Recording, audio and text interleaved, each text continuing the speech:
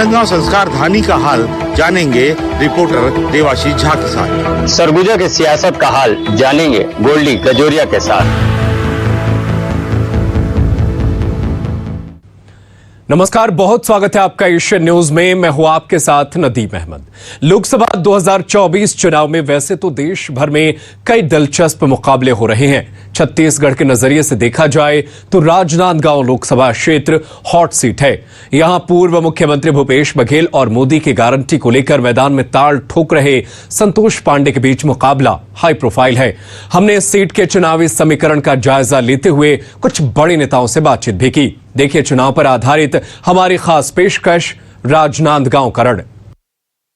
छत्तीसगढ़ की पश्चिमी सीमा से लगे राजनांदगांव लोकसभा क्षेत्र 8 विधानसभा क्षेत्रों को मिलाकर बना है। पिछले कई चुनावों से यहां से भाजपा को सफलता मिल रही है। आइए नजर डालते हैं इस सीट की चुनावी इतिहास और भूगोल पर।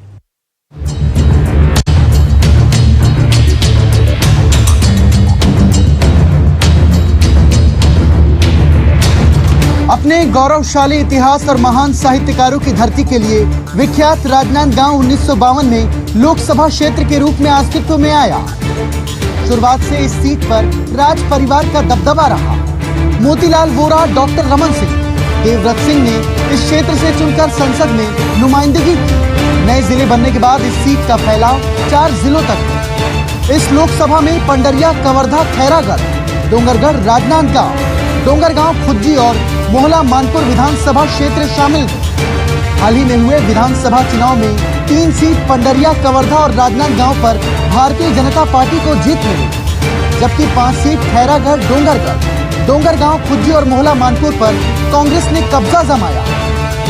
ऐसे में भूपेश बघेल जैसे बड़े नेता के उतरने से कांग्रेस काफी मजबूत नजर आती है। लेकिन भाजपा ने 2019 में इस सीट को तब जीता था जब इन 8 में से सिर्फ एक पर ही भाजपा का कब्जा था। इस बार जहां भूपेश बघेल को शुरुआत में उनकी ही पार्टी के कार्यकर्ताओं के विरोध का सामना करना पड़ रहा, लेकिन अब उन्होंने मजबूती से प्रचार प्रसार को आगे बढ़ा दिया। वे मुख्य रूप से उनके मुख्यमंत्री रहते हुए किए गए कामों के दम पर वोट मांग रहे हैं। इधर संतोष पांडे अपनी तेज तर्रार छवि के लिए जाने जाते हैं। वे देश के ज्यादातर भाजपा प्रत्याशियों की तरह पीएम मोदी के चेहरे पर निर्भर नजर आते हैं और भाजपा कार्यकर्ता और नेता भी मोदी की गारंटी का नारा बुलंद करते नजर आ रहे हैं। ऐसे में देखना दिलचस्प होगा कि इस बार राजनांदगांव लोकसभा की सीट जनता किसके दावे पर मुहर लगाती है। राजनांदगांव जिला पहले दुर्ग जिले का हिस्सा हुआ करता था। 26 जनवरी 1973 को अलग होकर राजनांदगांव जिला अस्तित्व में आया। 2009 से इस सीट पर बीजेपी का कब्जा। इस बार बीजेपी की नजर जीत का चौका लगाने पर है। 1957 में इस सीट पर पहली बार लोकसभा चुनाव हुआ।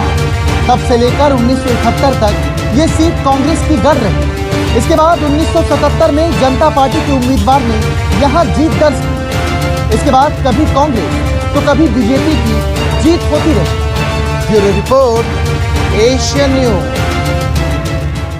बतौर प्रत्याशी अपना नामांकन दाखिल करने के बाद भूपेश बघेल ने विपक्ष पर जमकर हमला बोला। उन्होंने पार्टी कार्यकर्ताओं को इस चुनावी लड़ाई को लड़ने को अपना बनाकर लड़ने की अपील की है। मैंने भी नामांकन भरा है कांग्रेस पार्टी के अधिकृत प्रत्याशी के रूप में। आदरणीय खड़गे जी को, सोनिया जी को, राहुल जी को, प्रियंका जी को, वेणुगोपाल जी को धन्यवाद देता हूँ। साथ ही आभार व्यक्त करता हूँ हमारे सेल लीडर आदरणीय डॉक्टर चरणदास महंत जी का और हमारे पीसीसी चीफ दीपक बैद जी का, जिन्होंने मेरा नाम प्रस्तावित किया और मुझे नांदगांव जैसे ये संस्कार धानी है जहाँ से मुझे नेतृत्व करने का, यहाँ की क्षेत्र की जनता की सेवा करने का अवसर मिलेगा। तो काफ़ी उत्साह है लोगों में और सभी ब्लॉकों का दौरा हो चुका है, सभी विधानसभा हम लोग जा चुके हैं। कार्यकर्ताओं में बहुत उत्साह है। आम किसान, मजदूर, आदिवासी, हमारे अनुसूचित जाति के लोग, महिलाएँ सब आतुर हैं। 26 तारीख का इंतजार सब कर रहे हैं और मुझे पूरा विश्वास है सबका आशीर्वाद मिलेगा। छत्तीसगढ़ के गृह मंत्री विजय शर्मा जी और जो इस समय राजनांदगांव संसदीय क्षेत्र में भाजपा कार्यालय के सामने जो एक बहुत लोकप्रिय होटल है वहाँ बैठे हुए हैं और अपने साथियों के साथ चाय का स्वाद ले रहे हैं। चलिए हम इनके साथ चाय का आनंद लेते हैं।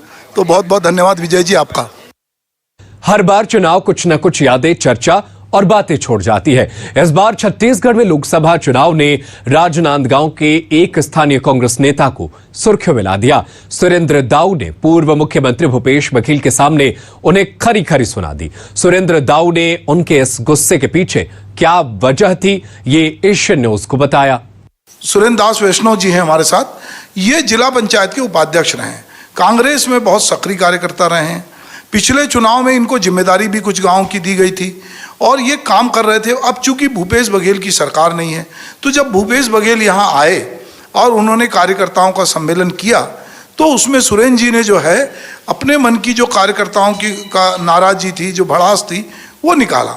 और वो वीडियो जो है सुरेंद्र जी ने तो कम वायरल किया, पर बीजेपी के लोगों ने उसको पूरे देश भर में वायरल किया और ये कहा कि भूपेश बघेल जो है उनसे राजनांदगांव के लोग नाराज हैं। तो ऐसे सुरेंद्र जी के साथ हम बैठे। सुरेंद्र जी, मैं ये जानना चाहता हूँ कि जो आप वहाँ पे बोल रहे थे कार्यकर्ता सम्मेलन में, एक बार होता है कि हमारे भीतर कोई गुस्सा होता है और हमारा कोई पहले से कोई प्लान नहीं होता और हमारे मन में आता और हम व्यक्त कर देते हैं। पर चूंकि सार्वजनिक सभा थी और भूपेश बघेल, मैं देख रहा था वो वीडियो कि वो जब आपको कुछ लोग बिठाने के लिए बोले तो भूपेश बघेल ने कहा कि नहीं, बोलने दो। तो ये क्या गुस्सा थी और ये गुस्सा कहीं आप बीजेपी की तरफ तो नहीं जा रहे हैं कि ये गुस्सा जो है कन्वर्ट होके आप पे बीजेपी के लोग डोरा तो नहीं डाल रहे हैं, या आप बीजेपी प्रवेश करने तो नहीं जा रहे हैं? सबसे पहले नमस्कार। आपकी बहुत सारी मैंने 2-3 बातें जो सुनी और उससे मैं इत्तेफाक नहीं रखता। पहले तो ये बात था कि वो सार्वजनिक सभा नहीं थी, कार्यकर्ता का मंच था। आप पीछे देखेंगे, आप होर्डिंग देखेंगे, उसमें लिखा हुआ है ब्लॉक स्तरीय कार्यकर्ता सम्मेलन। मेरा सार्वजनिक से आशा ये होता है कि एक बातचीत होती है कि हम 2 लोग यहाँ बैठ के बात कर रहे हैं, पर जहाँ बहुत सारे लोग हैं वो तो बात वायरल होगी। इसके विषय में बोल देता हूँ, यही बात की तो पीड़ा है ना। कभी इन लोगों ने 1-to-1 बात करने की कोशिश ही नहीं करी 5 साल में। इसी बात की तो पीड़ा थी। तो जब मुझको अपनी बात रखना है तो 5 साल में मेरा नेता कहीं दिखा मुझको। ये और हमारे कार्यकर्ता सम्मेलन की बात थी तो कार्यकर्ताओं की बात थी, मैंने वहां बात रखी। इसमें मेरे को नहीं लगता कोई नाराजगी होनी चाहिए। दूसरी बात आपने कहा सुरेंद्र दास वहां पे मंच से भाषण दे रहा था। मेरे द्वारा उसका वीडियो बना पाना मुश्किल है। दूसरी, उस जगह में पूरे कार्यकर्ता थे। आपने वो भी पूरी वीडियो अगर देखी होगी तो उसमें आपने देखी होगी तो जैसी मुझको मंच पे रोकने की कोशिश की गई, कार्यकर्ताओं ने वोटिंग चालू कर दी कि नहीं, बंद नहीं कर रहा है। कोई कह रहा है मुझको चाचा आप बोलिए, कोई कह रहा है दाऊ जी को बोलने दो। लोगों ने समर्थन किया, ताली। तो इस बात का इस बात की ओर इशारा करता है कि मेरे अकेले की बात थी, उन सारे 500 लोगों कार्यकर्ताओं की पीड़ा थी। और मैं अपने मंच पे अगर कोई बात कह रहा हूं, अपने नेता के सामने कह रहा हूं, तो मुझको नहीं लगता कि अनुशासनहीनता की श्रेणी में आता है। मैं फिर कह रहा हूं, इसमें हमारे नेता अहंकारी हो गए हैं। इन्होंने 5 साल अपने किसी भी कार्यकर्ता से, मैं तो कह रहा हूं ना, मुझसे तो बात ही नहीं, मुझसे तो 5 साल कोई बात नहीं किया गया। लेकिन मेरी अपने की पीड़ा नहीं थी, मैं तो उन सारे कार्यकर्ताओं की पीड़ा कह रहा हूं। किसी से भी इन्होंने बात करने की कोशिश नहीं करी और इसका खामियाजा ये हुआ कि आप 75 पार की बात करते थे। भूपेश है तो भरोसा है, आपने भी भरोसे की भी बात करी कि वहां इतने बड़े कद्दावर नेता हैं, तो भरोसा तो जनता ने पहले उनका ठुकरा दिया है। उन्होंने ये नहीं कहा कि कांग्रेस है तो भरोसा है, इन्होंने नारा दिया था कि भूपेश है तो भरोसा है। और आपके भरोसे को प्रदेश की जनता ने पहले ही ठुकरा दिया, 35 सीट में लाके खड़ा कर दिया। अब आप किस भरोसे यहां चुनाव लड़ने आए हैं? पिछले 2 पंचवर्षीय से हम देख रहे हैं, हम लोग बड़ा संघर्ष करते हैं। 15 साल हम लोगों ने संघर्ष किया। कांग्रेस भाजपा शासक काल थी, हम लोगों ने संघर्ष किया। राजनांदगांव के हर एक कार्यकर्ताओं ने संघर्ष किया, राजनांदगांव के हर एक नेताओं ने संघर्ष किया।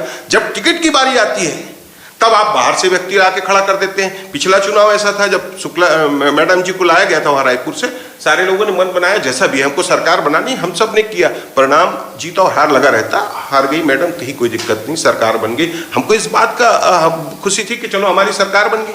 5 साल आपने कुछ चुनिंदा लोगों को, मैंने ये भी कहा है कि ये प्राइवेट लिमिटेड चलाते हैं, और भी आपके चैनल में भी कह रहा हूं, ये प्राइवेट लिमिटेड है इनकी।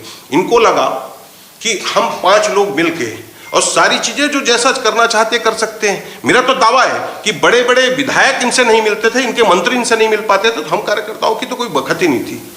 खैर मैं बहुत दूर नहीं जाना चाहूँगा, लेकिन ये जरूर है कि 35 सीट में अगर आप आके सिमट गए हो तो कहीं ना कहीं हम में कुछ कमजोरियां रही होगी, कुछ गलतियां हमने करी होगी कि इतना हम लोगों को कमिटमेंट करने के बाद भी 35 सीट में आके सिमट गए। पर सुरेंद्र जी, जितने सर्वे आ रहे थे और ये भी सब लोगों को ये गलतफहमी थी कि कांग्रेस रिपीट हो रही है। पूरे देश के जो मीडिया या सर्वे करने वाले थे उनको लग रहा था वो बीजेपी की जो तैयारी थी उसको ये भांप नहीं पाए, और मुझे लगता है कि ये इस मुगालते में थे कि हम तो जीत रहे हैं, छत्तीसगढ़ में कांग्रेस जीत रही है, ये एक परसेप्शन सा बन गया था।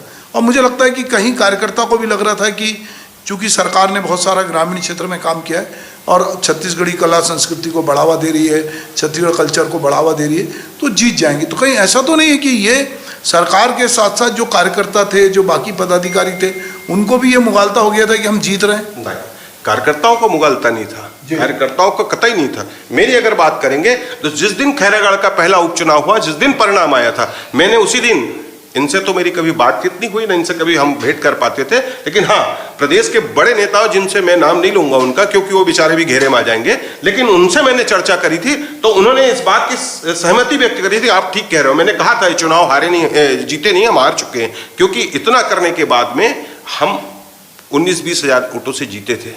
तो इस बात यही संकेत था। मैं एक छोटा सा कार्यकर्ता हूं, जब मुझको इस बात का फ्यूचर मुझको दिख रहा है कि भविष्य में क्या होने वाला है, जब दिख रहा है तो आप, यही दिक्कत है। 5 साल इनको लगा ऐसा कि हमने ऐसा कर दिया वैसा कर दिया और हम तो हवाई जहाज में चलते रहे, इनको जमीन दिखाई नहीं। 5 साल ये दिखाई नहीं और इनको लगा कि इन कार्यकर्ताओं की कोई जरूरत ही नहीं हमको, हमने तो गांव के लिए ये कर दिया वो कर दिया। लेकिन मतदाता आज के समय में बहुत जागरूक है। मैं तो गांव में रहता हूं ना, 4 वोट करते हैं, एक पंच, सरपंच, जिला और जनपद के लिए। चारों के कलर अलग अलग होते हैं, जिसमें आपको जिताना है वो आपको जिताएंगे, मुझको जिताना है मुझको जिताएंगे, जिसको हराना है उसमें हराते हैं। तो हर व्यक्ति दूरबीन लेके देखता है आपके कामों को, 5 साल करता है, बोलता कुछ नहीं है।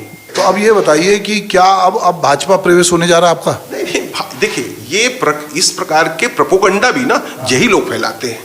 आपने कहा एक वायरल वीडियो, आपको पता है इलेक्ट्रॉनिक चीजें आज तो विदेश में क्या हो रहा है, 2 मिनट में हमको सारी चीज की जानकारी हो जाती है। तो इतना बड़ा अगर कोई हुआ तो लोगों ने उत्साह से उसको वायरल किया। इसमें बीजेपी हो सकता है बीजेपी के लोगों ने भी किया, और मुझको तो जितना आया कांग्रेस के लोगों ने भेजा, मेरे मोबाइल में आज भी है, कांग्रेस के लोगों ने भेजा। अब भाजपा प्रवेश, ये क्या है जो चल रहा है ना, ये अपनी जवाब तो देना इनको। मैं तो कह रहा हूं ना, मैं तो राजनांदगांव को मानव मंदिर चौक में बुलाया, मैंने जितनी बात आपकी कही, 5 साल में कितने लोगों साथ मिले, आज भी मैं इंतजार कर रहा हूं मानव मंदिर चौक पे, क्या पाए हमको बात करें। मैं मतदाता हूं ना, एक पढ़ा लिखा मतदाता, वोट देने से पहले अपने नेता के बारे में जाने। मैं जानना चाहता हूं कि आपने 5 साल ऐसा ऐसा किया, अब आने वाले 5 साल का आपका क्या है, आप बताएं मुझको। अब ये कहते हैं उसको बात को कि भाजपा से मिला हुआ है, ये सब सारी चीजें। मेरी लड़ाई दूसरी है एक्चुअल में, और फिर मैं आपके चैनल के माध्यम से एक बड़ी बात कह रहा हूं। मेरी जो लड़ाई थी ना, वो कार्यकर्ताओं की लड़ाई, मेरी अपनी लड़ाई नहीं, प्रदेश के लाखों कार्यकर्ताओं की लड़ाई थी। और वो आधी लड़ाई आपके चैनल में बोल रहा हूं, आधी लड़ाई मैं जीत चुका हूं। अब आप पूछें कैसे जीत चुका हूं। जो नेता, जिस नेता को, चाहे वो गिरीश देवांगन जी हो चाहे ये हो, जिनको हम लोग रायपुर तक जाते थे, ढूंढते थे, ढूंढने में ये लोग हमको नहीं मिलते थे या दरवाजा बंद कर देते थे, वही नेता जो राजनांदगांव आते थे, कभी आ गए तो कांच का शीशा नहीं खुलता था। जब हार लेके हम लोग जाते थे ना, हार पहनाने इनको जाते थे, कभी ऐसा लग गया मौका तो बोलते थे कि इचिंग खुजली होती है हमको। मेरी आधी लड़ाई इसलिए जीत गया मैं कि वही नेता आज गली गली रोड घूम रहे हैं और उन्हीं कार्यकर्ताओं के कंधे में हाथ रख के घूम रहे हैं, उनके घर बैठ के खाना खा रहे हैं, उनके साथ चाय नाश्ता कर रहे हैं, उनके साथ सेल्फी ले रहे हैं। मेरी आधी लड़ाई हो चुकी है। मुझे लगता है कि सुरेंद्र जी, ये तो चुनाव का कैरेक्टर है नेता का। नेता 5 साल गायब रहता है और जैसे ही चुनाव आता है तो वो गरीब की झोपड़ी में भी दिखता है, वो गले में हाथ डालता है, माला पहनता है, दर जाता है, उसके बाद वो गायब हो जाता है। ये तो पूरे देश के राजनीतिक कैरेक्टर हो गया है। तो मैं दूसरे के बारे में टिप्पणी नहीं करूंगा, लेकिन मैं ऐसा चाहता हूं, राजनीति में बिल्कुल नहीं होना चाहिए। जिस कार्यकर्ता को लेकर हम कहते हैं मन से कि हमारा कार्यकर्ता हमारी रीढ़ की हड्डी है, जनता हमारा माई बाप है, अगर हम कहते हैं 5 साल हम जीतने के बाद उसको भूल जाते हैं, ये बिल्कुल नहीं होना चाहिए। इसी को मैं सुधारना चाहता हूं। तो दोस्तों, कार्यकर्ता की नाराजगी जो नेता दूर करेगा, जो कार्यकर्ताओं से मिलेगा और कार्यकर्ताओं को लगेगा कि ये नेता हमारे लिए 24 घंटे उपलब्ध है, जनता उसको चुनेगी। और अगर कोई नेता अपने कार्यकर्ताओं की उपेक्षा करेगा तो हो सकता है कि कार्यकर्ता के गुस्से का, उसके आक्रोश का शिकार उसको होना पड़े। तो अब देखते हैं कि राजनांदगांव संसदीय क्षेत्र में जो कार्यकर्ता हैं उसको नेता कैसे मनाते हैं और अपने साथ कैसे जोड़ते हैं।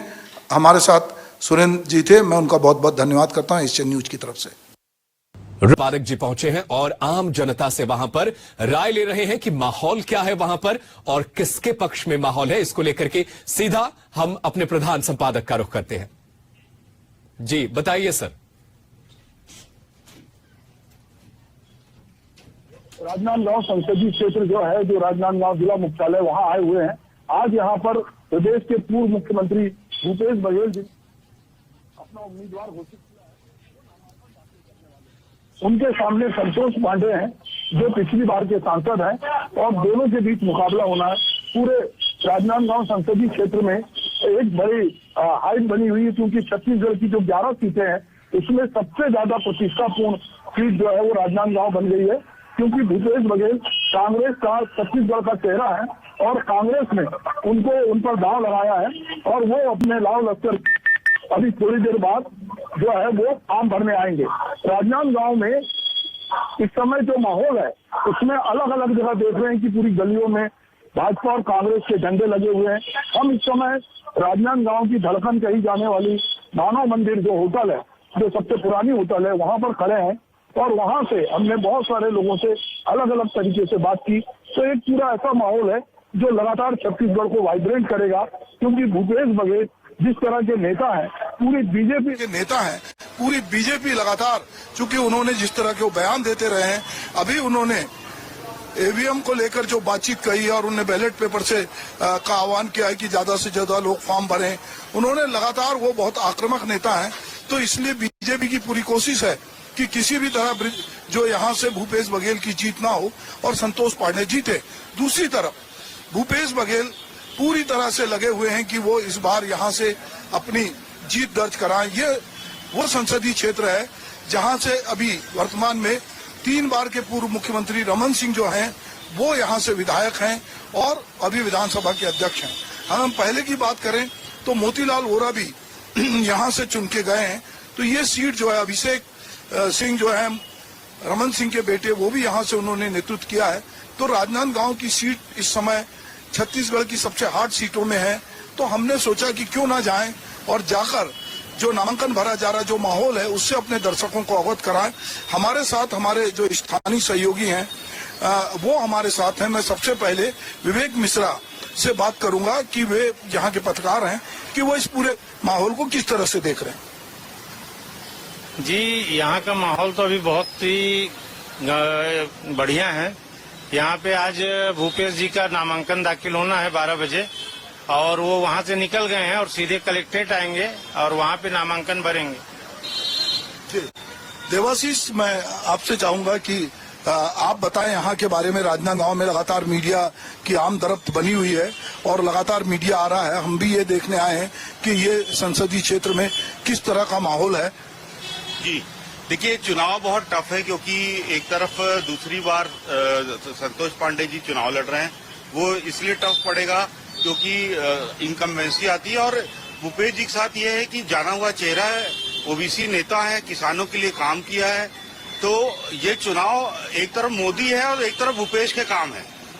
आज ये वाला चुनाव भूपेश के काम और मोदी के बीच की लड़ाई है। देखा जाए तो अगर भूपेश जी अच्छी तरीके से चीजें प्रस्तुत करते हैं तो स्वाभाविक है वो जीत सकते हैं। संभावना है दोनों टक्कर में, टक्कर का मुकाबला है सर। तो बीजेपी का नारा है इस बार की अब की बार 400 पार, और 400 पार करने के लिए बीजेपी जो भी संभव है, चाहे वो कांग्रेसियों का बीजेपी प्रवेश हो, चाहे वो अलग अलग तरीके से रणनीति हो, चाहे उनके कार्यकर्ताओं को मोटिवेट करने की बात हो, माइक्रो मैनेजमेंट हो, इन सब में बीजेपी बहुत आगे है।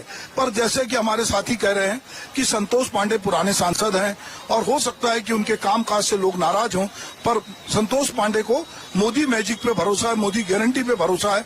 तो हम, हमारे साथ जो कुछ साथी खड़े हैं यहाँ के, जो स्थानीय नागरिक हैं, नेता हैं, हम उनसे भी बात करेंगे। जी, सूर्यकांत जैन, अध्यक्ष ब्लॉक कांग्रेस कमेटी राजनांदगांव। अभी ऐसा कोई मोदी मैजिक वगैरह सब खत्म हो चुका है। लोगों को सच्चाई समझ आ चुकी है और बढ़ती हुई महंगाई ने सबकी कमर ढीली करके रख दी है। अगर मोदी जी ने ईवीएम को हैक करने का गलत तरीका नहीं अपनाया तो ये 100 सीट के अंदर आ जाएगी। 400 पार का आंकड़ा तो बहुत दूर की बात है, क्योंकि जनता त्रस्त है।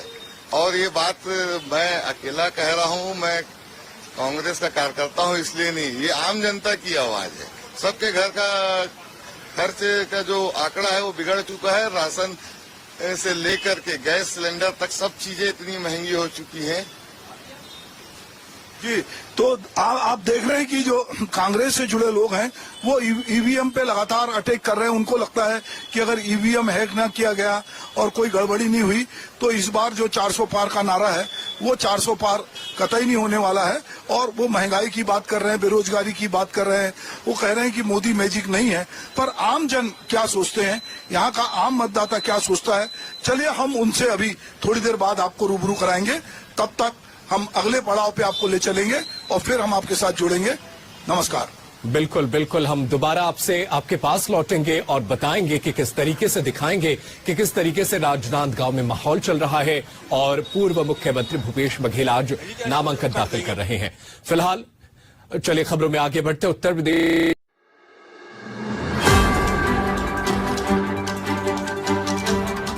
अपना नामांकन दाखिल करने वाले हैं, लेकिन उसी को लेकर के हमारे प्रधान संपादक जी पहुंचे हैं और आम जनता से वहां पर राय ले रहे हैं कि माहौल क्या है वहां पर और किसके पक्ष में माहौल है। इसको लेकर के सीधा हम अपने प्रधान संपादक का रुख करते हैं।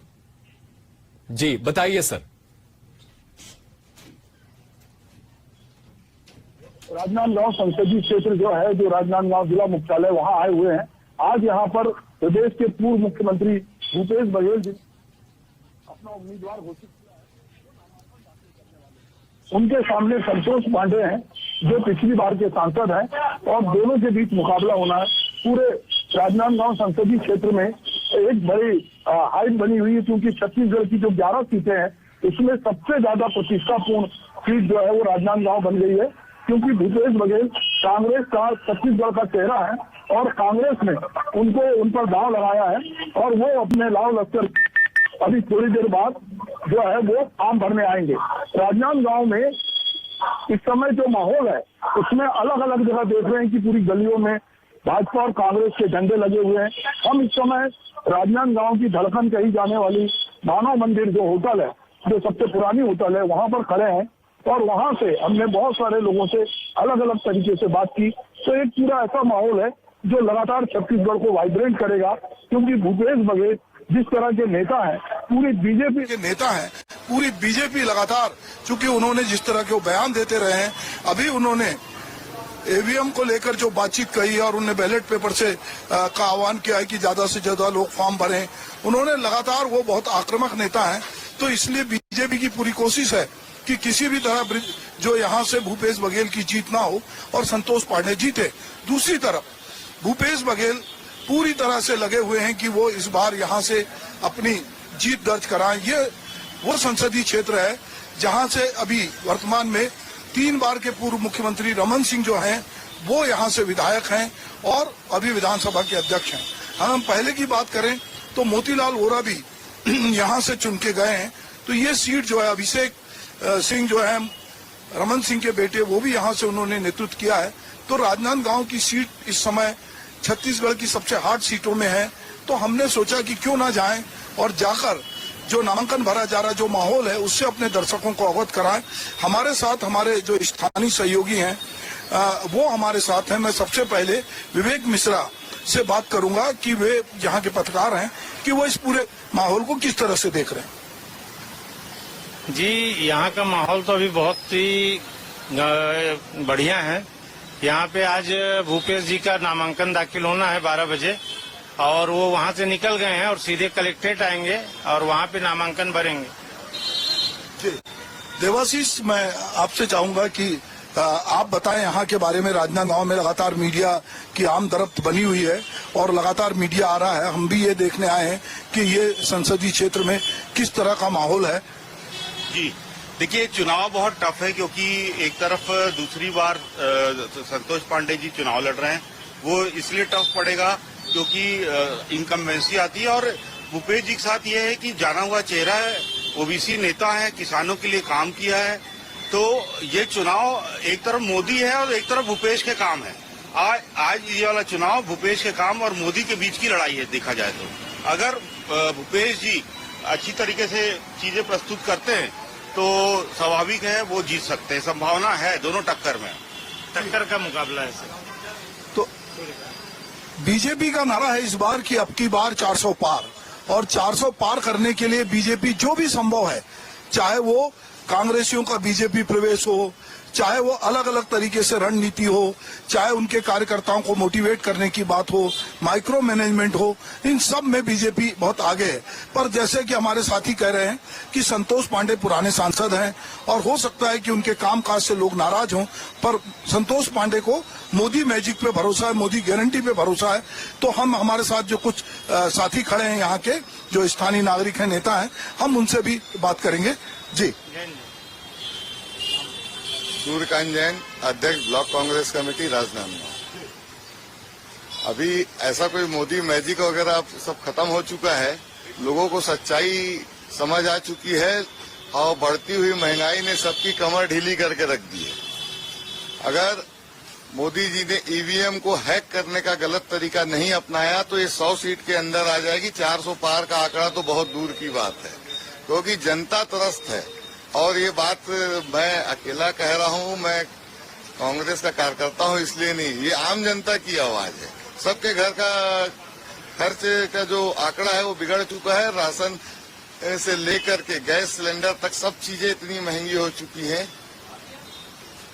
जी, तो आप देख रहे हैं कि जो कांग्रेस से जुड़े लोग हैं वो ईवीएम पे लगातार अटैक कर रहे हैं। उनको लगता है कि अगर ईवीएम हैक ना किया गया और कोई गड़बड़ी नहीं हुई तो इस बार जो 400 पार का नारा है वो 400 पार कतई नहीं होने वाला है। और वो महंगाई की बात कर रहे हैं, बेरोजगारी की बात कर रहे हैं, वो कह रहे हैं कि मोदी मैजिक नहीं है। पर आम जन क्या सोचते हैं, यहाँ का आम मतदाता क्या सोचता है, चलिए हम उनसे अभी थोड़ी देर बाद आपको रूबरू कराएंगे। तब तक हम अगले पड़ाव पे आपको ले चलेंगे और फिर हम आपके साथ जुड़ेंगे। नमस्कार।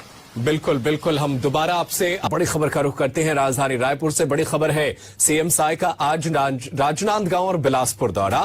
दोपहर 12 बजे राजनांदगांव के लिए होंगे रवाना। नामांकन रैली में शामिल होंगे सीएम साय। भाजपा प्रत्याशी संतोष पांडे के नामांकन में होंगे शामिल। दोपहर 2:30 बजे बिलासपुर के लिए होंगे रवाना। बिलासपुर में कार्यकर्ता सम्मेलन में होंगे शामिल और शाम 5 बजे राजधानी रायपुर लौट आएंगे सीएम साय। उप मुख्यमंत्री अरुण साव भी रहेंगे मौजूद। तो बड़ी जानकारी आप तक पहुंचा रहे हैं, नामांकन रैली में शामिल होंगे। दरअसल राजनांदगांव हाई प्रोफाइल सीट है जहां से संतोष पांडे को भारतीय जनता पार्टी ने दोबारा मौका दिया है और यही वो सीट है जहां से पूर्व मुख्यमंत्री भूपेश बघेल चुनाव लड़ रहे हैं और उन्होंने अपना नामांकन दाखिल कर दिया है। तो वहीं संतोष पांडे भारतीय जनता पार्टी के नुमाइंदे के तौर पर नामांकन आज दाखिल करेंगे। इस दौरान मुख्यमंत्री विष्णुदेव साय भी मौजूद रहेंगे। तो बड़ी जानकारी आप तक पहुंचा रहे हैं। इस वक्त की नामांकन रैली में शामिल होंगे सीएम साय। राजनांदगांव के बाद वो बिलासपुर के दौरे पर रवाना हो जाएंगे। बिलासपुर में कार्यकर्ता सम्मेलन को संबोधित करेंगे। तो बड़ी जानकारी, अहम जानकारी आप तक पहुंचा रहे हैं।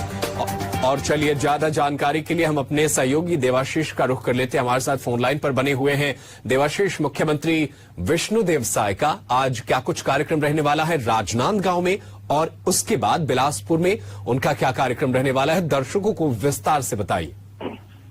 देखिए, आज राजनांदगांव में नामांकन का अंतिम दिन है और आज भाजपा नामांकन रैली की तैयारी करी।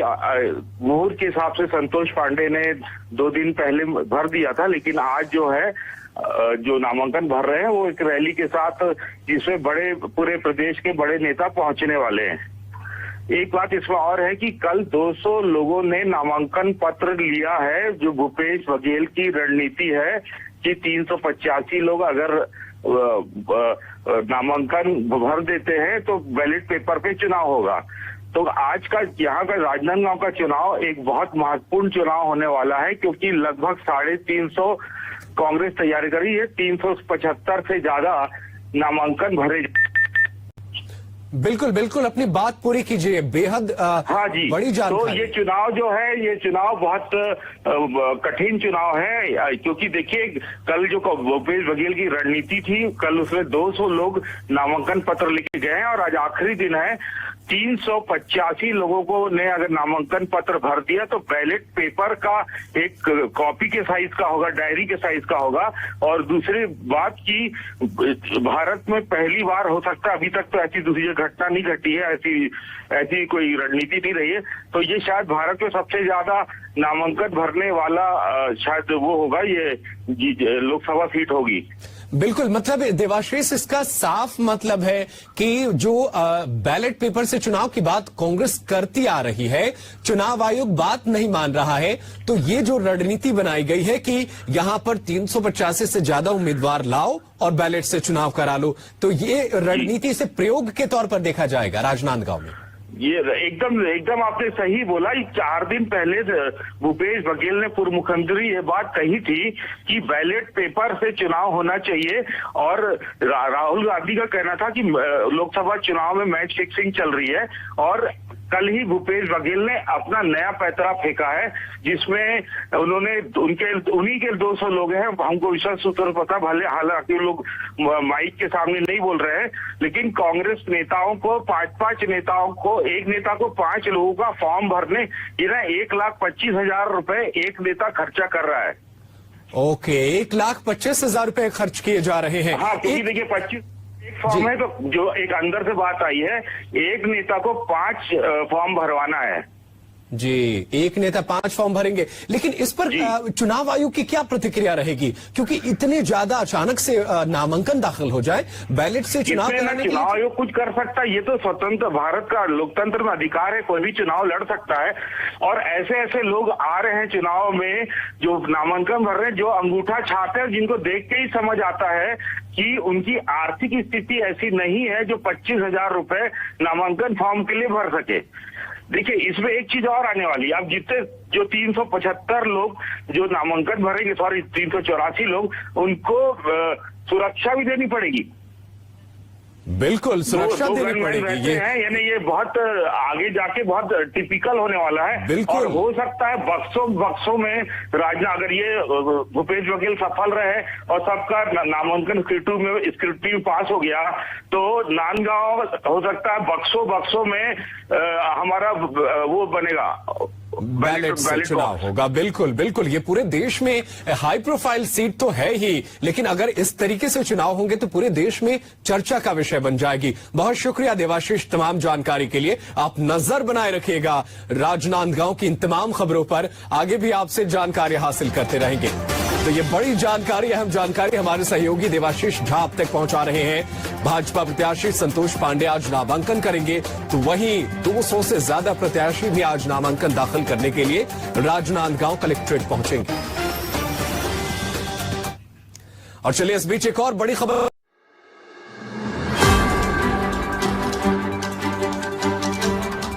नांदगांव की अपनी खास सांस्कृतिक पहचान है, लेकिन चुनाव के इस दौर में यह राजनीतिक रूप से काफी गर्म है।